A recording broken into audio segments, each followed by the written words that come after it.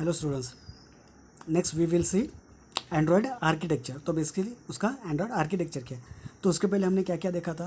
Android, what is Android, what is use of Android, features of Android. तो basically आपने day to day life में आप mobile application आपने mobile use किया है, तो उसके अंदर आपका क्या है, एंड्रॉयड ऑपरेटिंग सिस्टम है। तो basically it is a operating system Android. और वो किस में डिज़ाइन किया है, ये जो लिखा है वो किस लैंग्वेज में लिखा है, it is written in a Java programming language. It is a open source. तो ये सब हमने प्रीवियसली 2 वीडियो लेक्चर में हमने देखा था, उसके फीचर्स वगैरह। अब उसका आर्किटेक्चर देखेंगे। सो आप डायग्राम पे से उसका आर्किटेक्चर देख सकते हो, क्या होता है, उसके लेवल्स कौन कौन से थे। फर्स्ट लेवल में उसका मतलब application level, then application framework, नीचे क्या होता है उसका लाइब्रेरीज होता है, एंड लास्ट ये जी कर्नल लेवल। एक्चुअली शुरू होता है वो नीचे से होता है, मैंने आपको ऊपर से बताया। जैसे आपने नेटवर्किंग में देखा होगा TCP IP प्रोटोकॉल वगैरह, उसके कितने 7 लेयर होते हैं ना, from data link layer to up to application level. तो हर एक एप्लीकेशन लेवल में क्या होता है, उसका कुछ तो खुद का काम होता है। वैसे ही यहाँ पे उसके लेवल्स है।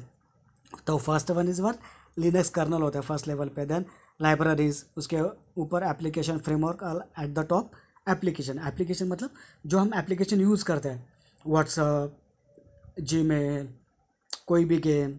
तो ये कौन सा लेवल होता है आपका, top level, that is your application level. तो उसके बीच में ये नीचे सब ये सब होता है। तो एप्लीकेशन लेवल में क्या क्या होता है, आपका होम होता है, कॉन्टैक्ट्स होता है, फ़ोन, ब्राउज़र और बहुत सारे गेमिंग के। उसके नीचे क्या है आपका एप्लीकेशन फ्रेमवर्क। तो उसके अंदर क्या है, एक्टिविटी मैनेजर होता है, Windows manager, connect producer, provider, view system, package manager. तो जो मैनेजिंग का काम होता है ना एप्लीकेशन फ्रेमवर्क का, वो कौन से लेवल पे होता है आपका, सेकंड लेवल। देन उसके लगने वाले libraries, SSL libraries, SQL like database कहाँ पे स्टोर होता है, उसके लिए कौन सा लगता है, मीडिया फ्रेमवर्क, फ्री टाइप कौन से है, उसके लाइब्रेरीज, ये सब आता है। और लिनक्स कर्नल लेवल पे क्या होता है, उसके ड्राइवर्स वगैरह जो लगते हैं ना, वो सब आता है वहाँ पे। डिस्प्ले के लिए डिस्प्ले ड्राइवर लगेगा, कीपैड के लिए कीपैड ड्राइवर, वाईफाई के लिए वाईफाई ड्राइवर लगता है ना। जैसे आप कंप्यूटर में करते हो ना, हर एक के लिए उसका ड्राइवर रहता है। आपने कभी देखा होगा, अगर मुझे प्रिंटर कनेक्ट करना है कंप्यूटर को, तो उसके लिए उसको पहले मुझे क्या करना पड़ता है, प्रिंटर का ड्राइवर आपको उसके अंदर इंस्टॉल करना पड़ता है। अगर कीबोर्ड यूज़ करना है तो कीबोर्ड का ऑलरेडी मतलब बाय डिफ़ॉल्ट उसमें रहता है, माउस का रहता है। तो अगर कोई भी अगर स्कैनर मुझे उसको कनेक्ट करना है, तो मुझे स्कैनर का उसमें अंदर ड्राइवर कनेक्ट करना है। तो वैसे ही यहाँ पे भी हम यूज़ करते हैं ना सब मोबाइल में, डिस्प्ले ड्राइवर होता है। तो उसके डिस्प्ले हम देखते हैं ना, तो उसके लिए उसका ड्राइवर रहता है, तो वो सब लगता है। कीबोर्ड के लिए उसका ड्राइवर, वाईफाई के लिए उसका ड्राइवर, कैमरा है तो उसका ड्राइवर। तो ये सब कौन से लेवल पे आता है आपका, लिनक्स कर्नल लेवल के पास। तो this is simple your architecture. So first is your Linux kernel, then libraries, then application framework and application. Got it? So first is your Linux kernel. It is the heart of Android architecture that exists at the root of Android architecture. तो basically ये आप उसका root बोलते हैं हम। जैसे आपने operating system में सुना ही होगा, रूट डायरेक्टरी वगैरह आपने देखा होगा ना, डिफरेंट डायरेक्टरीज होते हैं। First level directory, second level directory, तो उसमें सब होते हैं ना रूट लेवल, उसको हम बोलते हैं ना root level directory. Root level म्हणजे क्या, वो ऑपरेटिंग सिस्टम का डायरेक्टरीज रहता है। वैसे ही लिनक्स कर्नल क्या है, एंड्रॉयड का रूट है। It is a heart of Android architecture that exist at the root level, provides a level of abstraction between device hardware. तो बेसिकली ये क्या प्रोवाइड करता है, abstraction between your device hardware. मतलब जितने भी हार्डवेयर है उनके ड्राइवर जो लगते हैं ना, उनको कनेक्ट करने के लिए जो ड्राइवर लगता है, वो काम किसका रहता है, ये आपके Linux kernel is responsible for device drivers, power management, memory management, device management and resource access. तो बेसिकली इसका काम क्या है, इसका टास्क क्या है, to manage all this drivers, power management मतलब आपकी बैटरी, मेमोरी, उसके लगने वाली मेमोरी मैनेजमेंट का काम। सर जैसे आप कंप्यूटर में काम करते हो ना, कंप्यूटर में ऑपरेटिंग सिस्टम का काम क्या रहता है, CPU का काम क्या रहता है, वही यहाँ पे क्या होता है, लिनक्स कर्नल का काम होता है। हम्म? अब इसी को अब अगर अपने ऑपरेटिंग सिस्टम के साथ कंपेयर करके मतलब स्टडी करोगे ना, तो आपको बहुत इजी समझ में आएगा, जो आपने ऑलरेडी ऑपरेटिंग सिस्टम आपने पढ़ा होगा। आई आई थिंक, हाँ, अपने I thought you have gone through this subject. Operating system क्या है, कैसे होता है, उसके अंदर क्या क्या होता है, कर्नल क्या होता है, आपने ये सब देखा होगा, पढ़ा होगा। तो वैसे ही ये उसका मोबाइल का है। ऐसे मान लो कि mobile is nothing but your second computer. Libraries, libraries जैसे आप प्रोग्रामिंग करते हो ना, C++ में, तो आप अगर मान लो आप सिर्फ का प्रोग्रामिंग करते हो, तो आप पहले आप क्या करते हो, हेडर फाइल इंक्लूड करते हो ना, कोई भी, मान लो stdio.h या फिर conio.h। तो ये क्या है, लाइब्रेरीज है, जो मुझे मान लो stdio.h है, that is standard input output. तो ये किसके लगती है लाइब्रेरी, प्रिंटफ और स्कैनफ का जो डेफिनेशन है वो किसके अंदर लिखा है, std input output header file के अंदर। तो अगर मुझे प्रिंटअप स्कैनअप अगर सी में यूज़ करना है, तो मैं क्या करूँगा, वो लाइब्रेरी को इंक्लूड करूँगा ना। तो वैसे ही अगर मुझे कोई फंक्शनिंग एंड्रॉयड में यूज़ करना है, तो उसके लिए जो लगने वाले लाइब्रेरीज है वो भी मुझे इंक्लूड करना पड़ेगा ना। तो ये किसका काम है, your libraries. On the top of the Linux kernel, there is a set of libraries including WebKit, OpenGL, FreeType, SQLite Media, C Runtime Libraries। तो उसके लिए ये उसके ऊपर आता है, किसके ऊपर आता है, आपके लिनक्स कर्नल के लेवल के ऊपर। The WebKit library is responsible for browser support. WebKit किसके लिए रिस्पॉन्सिबल होता है, ब्राउजर जो आप यूज़ करते हैं उसके लिए। SQLite किसके लिए रहे, फॉर डेटाबेस के लिए। Free type for font support. Media playing and recording audio video for format.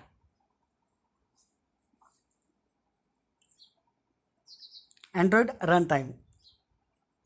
There are core libraries and DVM, that is Dalvik Virtual Machine, responsible to run Android application. Basically ये Android run time किसके लिए होता है, to run the application.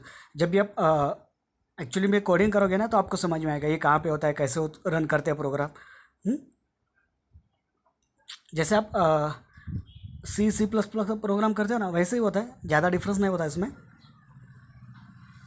Basically इसको Eclipse में run किया जाता है, इक्लिप्स उसके लिए यूज़ किया जाता है। तो जब भी अगर हमको टाइम मिला प्रोग्रामिंग करने का, तो हम तब ये देखेंगे।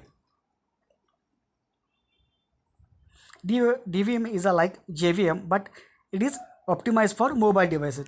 जैसे जावा के लिए क्या होता है, जावा वर्चुअल मशीन होता है ना, तो वो जैसे जावा के लिए काम करता है, वैसे ही DVM किसके लिए काम करता है, आपके मोबाइल डिवाइस के लिए।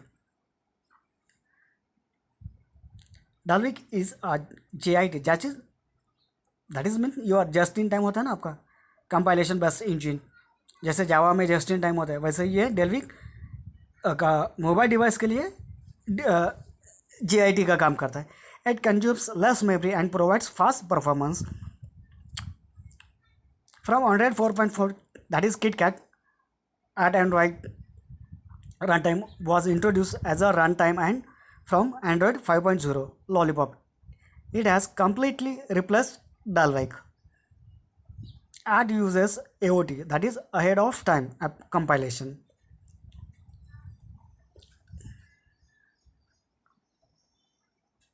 Android Nugget, that is उसका वर्जन क्या था आपका 7.0, reintroduce just in time compilation with code profiling along with AOT. In the Android, Java classes converted into DEX bytecode. तो जैसे कि मैंने बोला था, जावा जो एंड्रॉयड हम लिखते हैं उसका कोडिंग जो होता है वो जावा में होता है। तो इसके जो क्लासेस होते हैं वो कन्वर्ट किस में होते हैं, इसमें एंड्रॉयड के अंदर डेक्स बाइट कोड में। The dex byte code format is translated to native machine code via either ART और द डेल्विक रन टाइप्स। तो एक बार ये डेक्स बाइट कोड जब भी मतलब कन्वर्ट होता है एंड्रॉयड के अंदर, तो उसको कन्वर्ट बाद में ART और डेल्विक में कौन करता है, मशीन के किस में कन्वर्ट करता है उसको, मतलब जो मोबाइल को समझ में आए उस लैंग्वेज में कन्वर्ट कौन करता है, आइदर आर्ट और your this Dalvik runtimes. Here Dex bytecode is independent of device architecture. जैसे आपका जावा होता है ना, प्लेटफॉर्म इंडिपेंडेंस, मतलब एक बार उसका बाइट कोड आपने किया, कंपाइल किया उस कोड को, तो उस कोड को आप किसी भी ऑपरेटिंग सिस्टम में रन कर सकते हो जहाँ पे आपका जावा सपोर्ट करता है। वैसे ही ये भी एक बार उसको आप बाइट कोड डेक्स बाइट कोड का अगर किया तो ये किसी भी आर्किटेक्चर के डिवाइस के ऊपर आप इसको रन कर सकते हो। Dalvik use just in time compilation, whereas ART uses AOT, that is ahead of time compilation. Dalvik कौन सा यूज़ करता है, just in time, and ART कौन सा यूज़ करता है, आपका AOT compilation.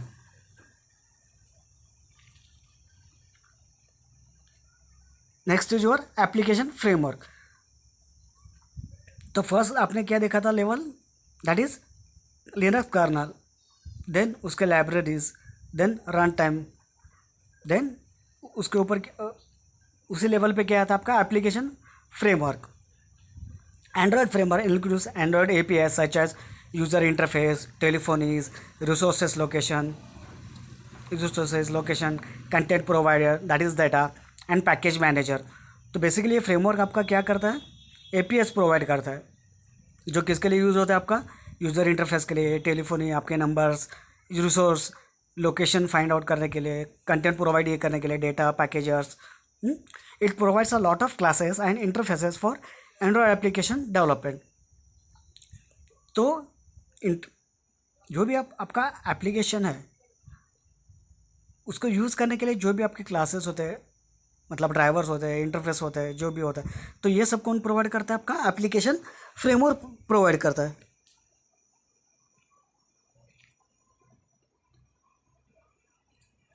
The Android application that is Android framework includes the following की सर्विसेज। कौन कौन से सर्विसेज वो प्रोवाइड करता है, activity managers controls all the aspect of application life cycle and activity stacks. तो कंट्रोलिंग का काम जो होता है आपका एप्लीकेशन के, ये कौन प्रोवाइड करता है, आपका activity manager. Then content provider allows application to publish and share the data with other application. Resource manager provides access to non-code embedded resources such as string, color setting, and user interface layout.